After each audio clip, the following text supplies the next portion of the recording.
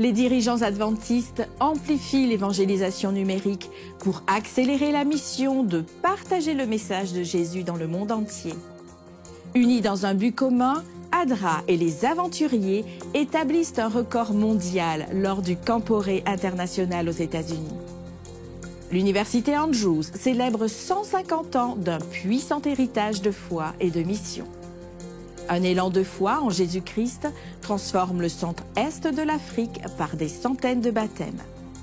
ADRA étend son aide et sa compassion aux victimes des inondations dévastatrices en Roumanie. Découvrez ces nouvelles inspirantes et bien d'autres qui ont marqué l'année 2024 dans la rétrospective d'ANN.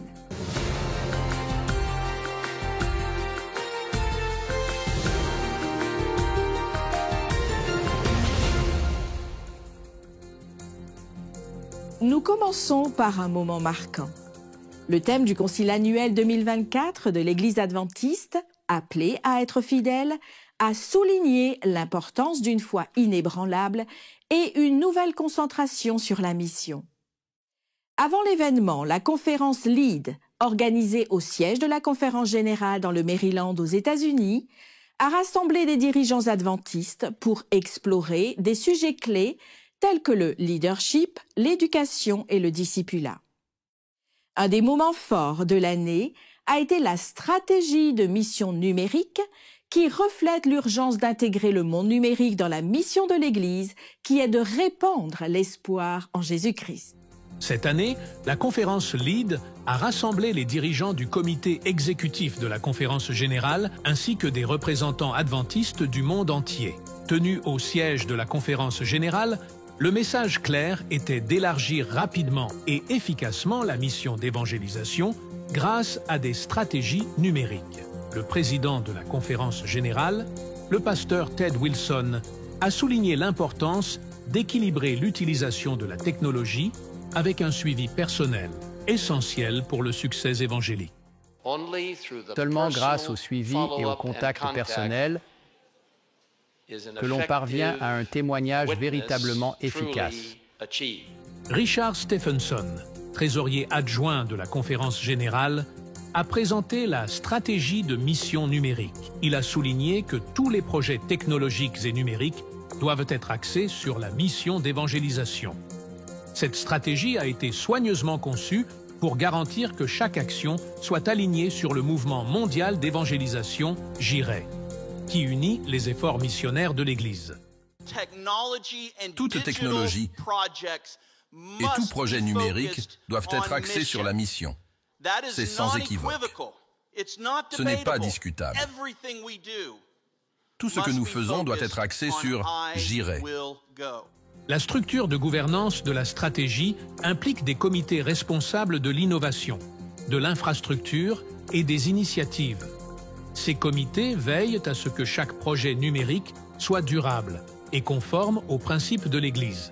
Stephenson a également souligné que l'évangélisation numérique ne sera efficace que si elle est centrée sur les communautés locales, où la transformation se produit. Tous nos efforts d'évangélisation numérique doivent être centrés sur la communauté de l'Église locale. C'est essentiel, et c'est la base de notre stratégie numérique de la conférence générale.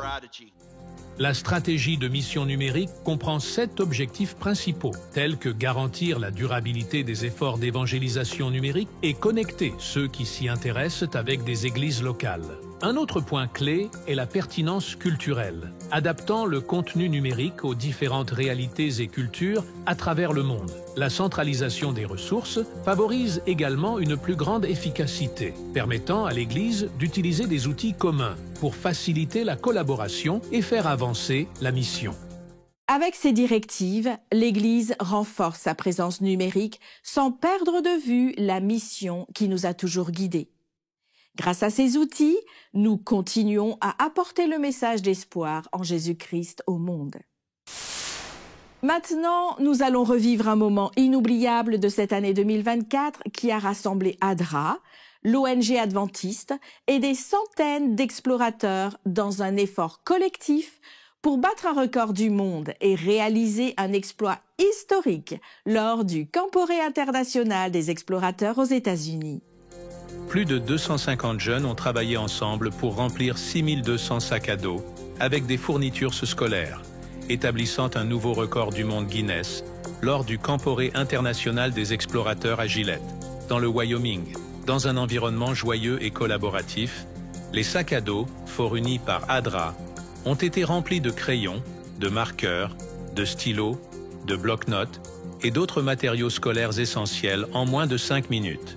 Les sacs à dos seront distribués dans diverses régions des États-Unis et dans plusieurs îles du Pacifique occidental, comme Guam et la Micronésie, situées entre l'Asie et l'Australie, où de nombreux enfants rencontrent des difficultés pour accéder aux ressources éducatives. Des juges officiels de Guinness étaient présents pour valider le record, et une plaque commémorative a été présentée, certifiant officiellement l'établissement du nouveau record. Les jeunes, venus de différentes parties du monde, ont célébré ensemble cette étape historique.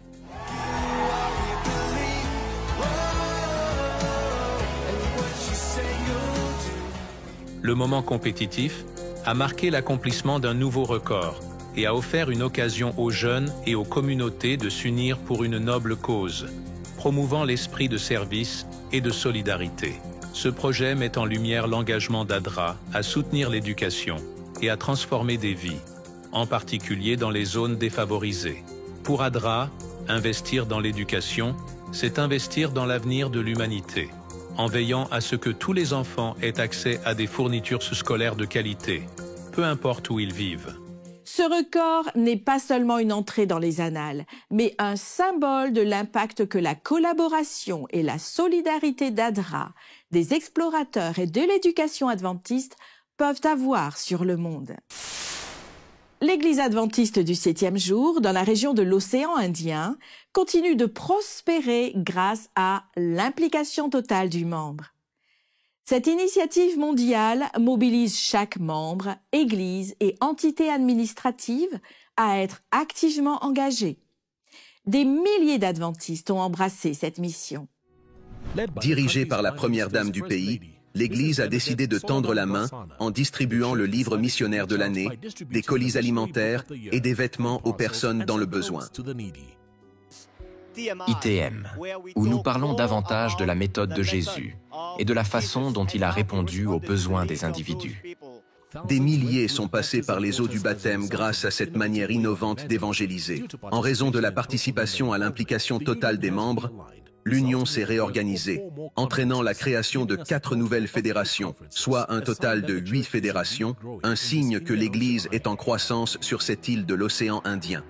C'est vraiment inspirant de voir comment l'Église de Dieu prospère lorsque chaque membre est activement engagé dans l'initiative d'implication totale du membre. Lorsque nous nous unissons dans un but, nous pouvons faire une différence. 40 personnes, une voix. Le chœur Sola Gracia de la communauté adventiste des Philippines a remporté 4 prix, dont le Grand Prix de champion au 8e Festival international des chœurs de Singapour. Le chœur a obtenu plusieurs prix dans diverses catégories, y compris l'or dans le folklore, et son champion en musique sacrée et voix mixte pour les moins de 25 ans, avec une performance moyenne remarquable. Le chef d'orchestre Cyril Punet a exprimé sa gratitude pour leurs débuts internationaux et a demandé des prières pour la santé et une performance réussie. Le Festival international de chœurs de Singapour, qui se tient chaque année depuis 2014, rassemble des chœurs du monde entier.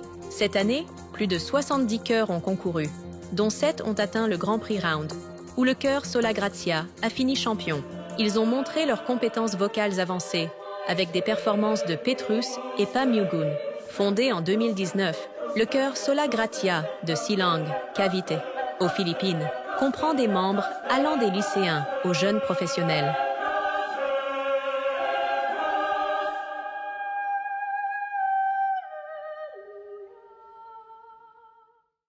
Félicitations au chœur pour ce prix et pour servir d'ambassadeur de Dieu qui proclame sa grâce, sa gloire et son amour par des hymnes et de la musique.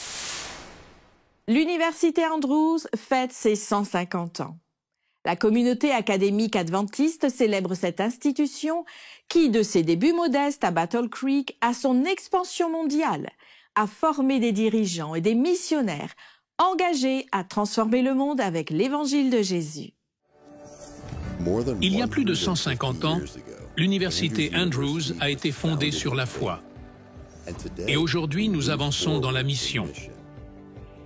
Lorsque l'Église adventiste du 7e jour a été établie en 1863, elle s'est engagée à transmettre un message transformateur au monde.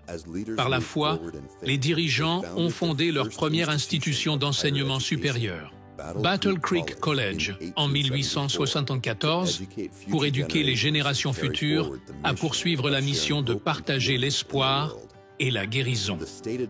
L'objectif de la nouvelle institution était pour les élèves d'atteindre non seulement les plus hauts niveaux en sciences, mais d'être éduqués pour glorifier Dieu. Après plus de 25 ans, à Battle Creek, en 1901, l'établissement a déménagé en train dans la communauté de Berrien Springs, dans le magnifique sud-ouest du Michigan, où il a été renommé Emmanuel Missionary College. L'un des objectifs était d'offrir plus d'opportunités pour une éducation complète, y compris une expérience pratique, en plus de l'apprentissage en classe. Lorsque le séminaire et l'école supérieure, basés dans le Maryland, ont rejoint le campus de Berrien en 1960, IMC est devenu l'université Andrews, nommée en l'honneur du pionnier de l'Église et missionnaire, John Nevins Andrews. Andrews et sa famille s'étaient rendus en Europe en 1874 pour servir, et son dévouement à l'excellence académique et à la mission de Dieu continue d'inspirer l'université. Depuis les 110 étudiants originaux inscrits à Battle Creek College, l'université Andrews est devenue une université mondiale, enseignant à des étudiants de plus de 100 pays, tant sur le campus du Michigan qu'à travers le monde. Aujourd'hui, nous poursuivons notre mission de transformer les étudiants en leur apprenant à rechercher la connaissance et affirmer leur foi pour changer le monde. À l'université Andrews, nous repoussons les limites de la recherche et de l'innovation, en préparant à diriger avec une excellence remarquable.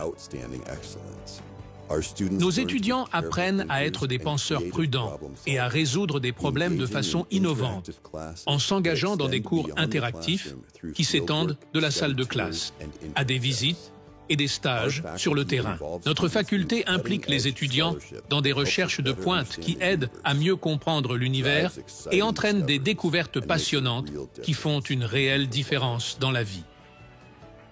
À l'université Andrews, nous avons une foi solide grâce à un engagement à l'excellence biblique et en offrant des opportunités de culte et de services dynamiques permettant à nos étudiants d'approfondir leur foi. Chaque enseignant et membre du personnel est passionné par l'enseignement aux étudiants de penser bibliquement et d'aimer Dieu de tout leur cœur et de toute leur âme. Nos diplômés sortent de cette université, prêts à étendre la mission dans leur vie personnelle et professionnelle en tant que prochaine génération de dirigeants au service de l'Église et dans le monde entier. Enfin, nos étudiants et anciens élèves changent le monde en répondant à des besoins urgents, au niveau mondial et local. Ils s'engagent dans des projets de service et de recherche en s'attaquant aux défis actuels par le biais de projets de construction et de solutions d'ingénierie, en fournissant des services médicaux et de santé mentale, à travers notamment le ministère de l'Enseignement et de la prédication. Les expériences de service et de mission offrent à nos étudiants des opportunités pratiques de partager avec ceux qui en ont besoin et de les inspirer à continuer à faire une différence pour Dieu dans le monde. C'est l'université Andrews. Ceux qui changent le monde viennent d'ici. Depuis plus de 150 ans, l'université Andrews est plus qu'une simple école. C'est un lieu où la foi et la mission se croisent de manière profonde et significative pour changer le monde. Félicitations à l'université Andrews, une institution qui, depuis sa fondation, a laissé un héritage de foi et d'éducation impactant des générations. Revenons sur la campagne Homecoming Impact, organisée par l'Église adventiste dans la région du centre-est de l'Afrique. Cette initiative a transformé des vies, conduit à des centaines de baptêmes et laissé un impact spirituel durable. La campagne Homecoming Impact a abouti à plus de 130 000 baptêmes. Avec la participation de 8 des 11 pays de la région du centre-est de l'Afrique, plus de 6 500 événements ont eu lieu sur 15 jours, combinant la sensibilisation des communautés et l'évangélisation. Dans le cadre de l'initiative Impact évangélique 2025, la campagne visait à transformer chaque membre d'Église en un disciple actif du Christ. La campagne a également inclus des bénévoles internationaux et a célébré le 150e anniversaire des missions adventistes mondiales. Le pasteur Ted Wilson, président de la Conférence générale de l'Église adventiste du 7e jour, a souligné que Dieu prépare son Église pour quelque chose de particulier. Ces résultats incroyables ravivent la passion pour le travail missionnaire mondial. Que cette nouvelle encourageante nous motive à répandre le message du salut en Jésus, en invitant davantage de personnes à expérimenter son amour. L'Église adventiste du 7e jour roumaine et ADRA ont lancé une campagne nationale pour soutenir les victimes du cyclone Boris. Le projet Espoir au-dessus des eaux vise à restaurer des vies dans les zones les plus touchées. La Roumanie traverse des moments difficiles, en particulier la région de Moldavie sévèrement touchée par les inondations. Anna ne voulait pas quitter sa maison, mais quand l'eau a atteint sa taille, son fils l'a évacuée en la portant sur son dos. Ils se sont réfugiés dans le centre culturel pour se protéger. Dans 2 semaines, nous avons un mariage. La maison était prête. Et maintenant, nous ne savons même pas comment nous débarrasser de cette boue. Le cyclone Boris a détruit des maisons et chamboulé des vies à jamais. Plus de 5000 foyers ont été touchés, des vies perdues. Des milliers de personnes sont privées d'électricité et ont froid, n'ayant que les vêtements qu'ils portent sur le dos, et ils pleurent en dégageant la boue de chez eux. Les personnes âgées, les maladies chroniques, les femmes enceintes et les handicapés se retrouvent à dormir dans des camps mobiles, dans des voitures ou chez des proches. Mais au milieu de cette tragédie, il y a de l'espoir. L'espoir au-dessus des eaux, un projet d'ADRA Roumanie soutient les sinistrés. ADRA fournit une assistance immédiate par le biais de colis de nourriture non périssables, de kits d'hygiène, d'eau et d'autres produits de première nécessité. Mais nous avons aussi besoin de vous. Chaque contribution compte, qu'il s'agisse de dons financiers, de vêtements, de nourriture, de produits d'hygiène, de matériaux de construction ou de votre temps bénévole. Ensemble, nous pouvons reconstruire des maisons, fournir de la nourriture et des vêtements et surtout restaurer l'espoir. Chaque acte de bonté fait une énorme différence. Alors que le cyclone Boris affecte la Roumanie, l'Église adventiste et ADRA mobilisent un soutien national. Leur collecte vise à soulager rapidement les victimes des inondations. Nous garderons ceux qui sont touchés dans nos prières. La jeunesse capverdienne est appelée à briller pour Jésus lors d'un congrès historique. Le congrès de la jeunesse de l'Union de mission du Sahel occidental, tenu à Praia, la capitale du Cap-Vert, a rassemblé plus de 300 jeunes.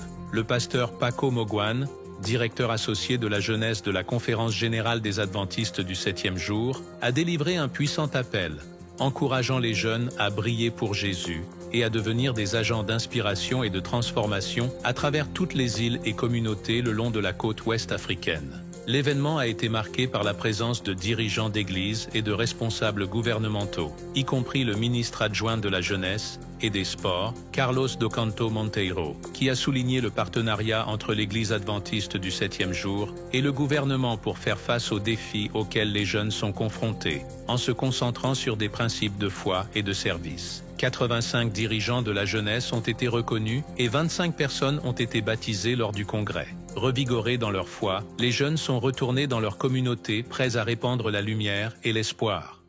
L'impact du message d'espoir en Jésus-Christ continue de résonner dans la nation. Félicitations à tous les jeunes. Le programme Vivant Jésus est maintenant utilisé dans les écoles du sabbat des églises adventistes, riche en histoire biblique captivante, en activités interactives et en ressources pour les parents et les enseignants.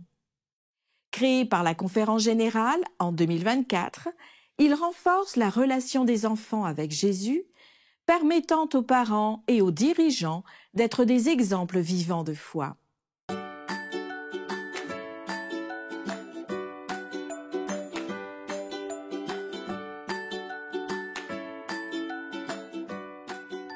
La division nord-américaine annonce une grande nouvelle.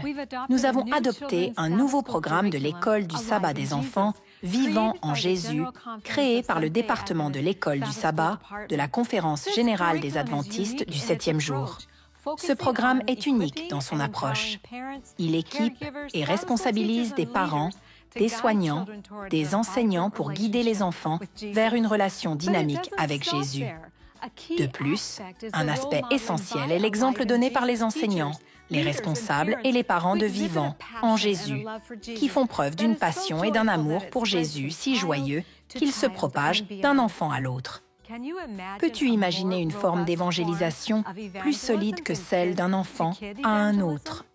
Tout comme la Bible devient centrale dans nos vies lorsque nous demeurons en Jésus, la parole de Dieu est le cœur et la fondation du programme Vivant en Jésus. Vivant en Jésus montre aux enfants que les vérités bibliques sont immuables et fiables et qu'elles fournissent une base solide pour l'épanouissement de leur foi. Marquez vos calendriers pour janvier 2025.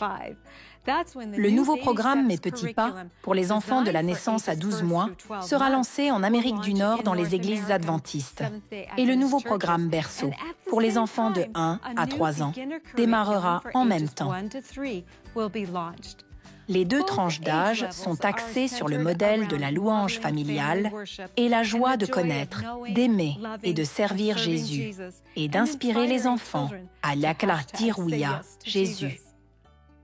Rejoignez-nous alors que nous présentons les différents composants et ressources du programme de l'école du sabbat des enfants vivants en Jésus. Explorons ensemble comment Vivant en Jésus transformera les cœurs des dirigeants, des enseignants, des enfants et des familles. Vivant en Jésus transforme déjà les expériences de foi des enfants en impliquant toute la famille dans la mission de connaître et d'enseigner l'amour de Jésus de manière profonde. Cette nouvelle initiative impacte donc plusieurs générations. La 4e et dernière session de la Convention biblique de l'Église adventiste du 7e jour dans le sud de l'Asie et du Pacifique a eu lieu à l'hôtel Bayoki Sky à Bangkok en Thaïlande. La convention était la dernière d'une série visant à renforcer la croissance spirituelle, à consolider les croyances fondamentales et à renouveler l'engagement des pasteurs dans la région. L'initiative Choisie pour la mission, retour à l'hôtel et conférences bibliques a abordé des préoccupations spirituelles et doctrinales au sein de l'Église adventiste mondiale. Une étude de 15 ans a révélé des tendances préoccupantes parmi les membres laïcs, les pasteurs et le personnel institutionnel, ce qui a conduit au développement de cette conférence pour équiper les pasteurs à relever ces défis. Le pasteur Roger Kaderma, président de l'Église adventiste du 7e jour dans la région du sud de l'Asie et du Pacifique, a souligné l'appel divin des pasteurs et la responsabilité de guider les congrégations. La convention visait à atteindre plus de 2500 pasteurs sur le terrain et à leur offrir du temps pour une étude théologique approfondie. Les organisateurs envisagent également des événements similaires pour les enseignants et les administrateurs des écoles, reconnaissant leur rôle vital dans l'enseignement des doctrines et de la théologie adventiste aux étudiants. De tels événements nous aident à renforcer notre fondation dans la parole de Dieu, garantissant que ses principes, ses enseignements et ses valeurs restent inchangés, même dans un monde en constante évolution. À l'école primaire Ebenezer en Dominique, la nouvelle année académique a commencé avec beaucoup d'enthousiasme alors que l'enseignante Antonia a dévoilé un projet unique. Elle a présenté une capsule temporelle appelée Jerry et a encouragé ses élèves de 3e année à écrire leur sujet de prière pour l'année. Sur l'île de la Dominique dans les Caraïbes, Mademoiselle Samuel utilise un moyen astucieux pour enseigner la prière à ses élèves de 3e année, une capsule temporelle. L'année dernière, pour commencer l'année scolaire, j'ai fait quelque chose de différent. J'ai vu une de mes amies présenter une capsule temporelle et elle a dit qu'elle plaçait différents objectifs, rêves et désirs dans une boîte pour ses élèves. Puis, à la fin du trimestre, elle ouvrait la boîte pour que les élèves puissent témoigner de la réalisation de leurs rêves. Mademoiselle Samuel a demandé à chacun de ses élèves d'écrire leur sujet de prière, puis de les enfermer dans une capsule temporelle pendant 1 an. Une fois l'année écoulée, ils pouvaient ouvrir la capsule pour voir comment Dieu avait exaucé leurs prières. Les élèves étaient enthousiastes à cette idée, mais il restait un détail important à régler. Ils m'ont posé la question suivante. Mademoiselle, est-ce que l'on peut donner un nom à la capsule temporelle? Ils ont décidé de l'appeler Jerry. Jerry, la capsule temporelle. Nous avons donc scellé Jerry. Ce que vous voyez maintenant, c'est la partie non scellée de Jerry, et nous avons prié pendant toute une année scolaire. Après 1 année d'attente, les élèves étaient enfin prêts à voir comment leurs prières avaient été exaucées. Je vais donc me pencher sur le cas de Jerry. Êtes-vous prêts? Oui! Lumière, caméra, action! Parfait! Maintenant, ouvrez vos papiers! De nombreuses requêtes de prière ont été lues. L'excitation des élèves grandissait à mesure qu'ils réalisaient que Dieu avait répondu à leurs prières. Un élève voulait rencontrer son père et il a pu rencontrer son père. Un élève voulait être sur la liste du principal et ce fut le cas pour lui. Et il y a un enfant qui n'avait jamais obtenu son grade de 5e année, ce qui correspond à 85% et plus, et cet enfant l'a obtenu. Ces élèves n'ont pas seulement prié pour eux-mêmes, ils ont également demandé à Dieu de prendre soin de leur famille.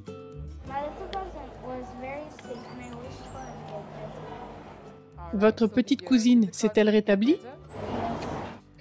Je suis contente pour ton expérience. Que Dieu ait répondu à ta prière de l'année dernière.